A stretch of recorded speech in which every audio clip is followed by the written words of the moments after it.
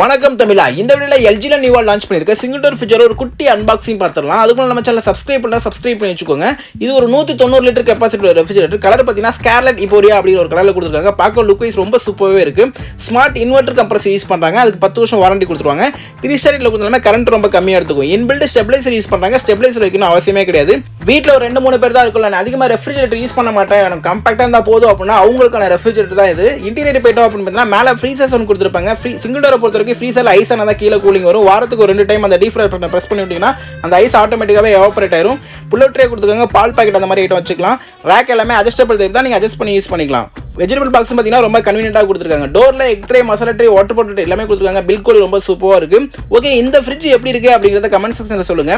இது மாதிரி ப்ராடக்ட் பற்றின ஏதாவது டீட்டெயில் வேணும் அப்படின்னாலும் கண்டிப்பாக கமெண்ட்ல சொல்லுங்க. கண்டிப்பாக நான் மேக் பண்ணி போடுறேன். இந்த வீடியோ பிடிச்சிச்சுன்னா ஒரு லைக் பண்ணிக்கோங்க. இது மாதிரி இன்ஃபர்மேஷன் தெரிஞ்சுக்கிறதுக்கு நம்ம சேனலை சப்ஸ்கிரைப் பண்ணி வச்சுக்கோங்க.